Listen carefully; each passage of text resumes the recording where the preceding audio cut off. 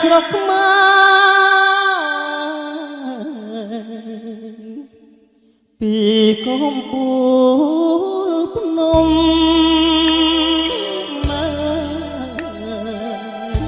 ឃើញហើយមិនយំគង់ស្រក់ទឹកភ្នែ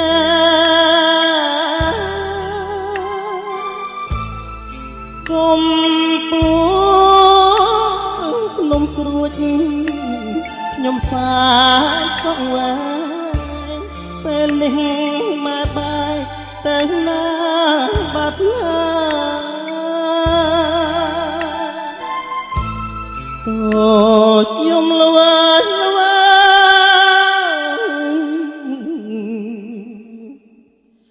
ម៉ែអើយកូនប្រ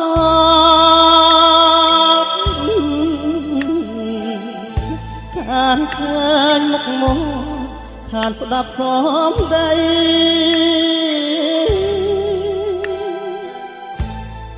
រាប់មក3ឆ្នាំរលឹកស្ទើរខ្សែកូនលួនកាត់ព្រៃដា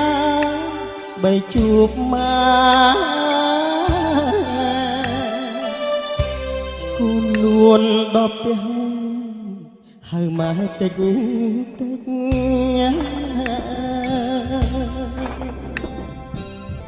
ក្រំភ្លៀងស្រេចស្រេចមិនដេចមិនកើតម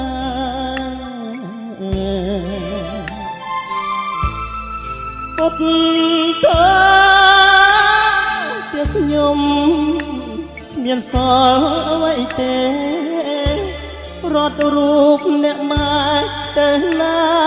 បាត់ហើយអ្នកណាមិនយំ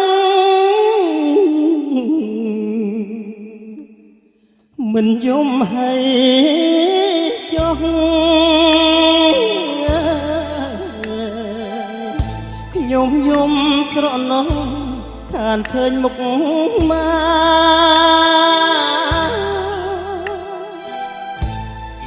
ម៉ែម៉ែចាស់ជរៀនណាស់ហើយម៉ែអើយប្រត់ស្លាប់ឬប្រត់រស់ម៉ែ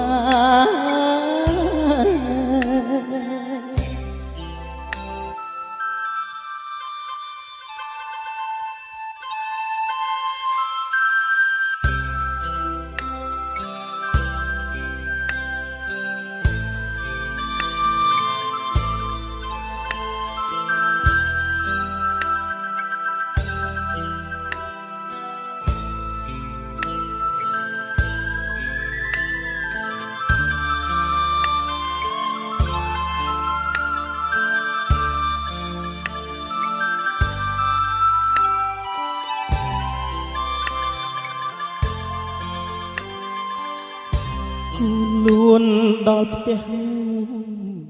ហៅម៉ែតិចតិចញ៉ា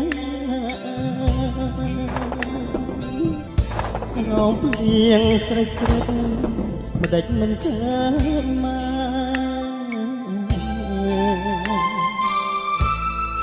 កពុតតើផ្ទះខ្ញុំគ្មានសល់អ្វីទេរត់រូបអ្នកម៉ែតែណាបាត់ហើយអ្នកណាមិនយំ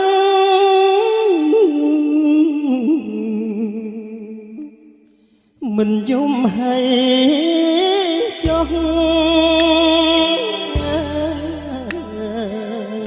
ខ្ញុំយំស្រណោះខានឃើញមុខម៉ែ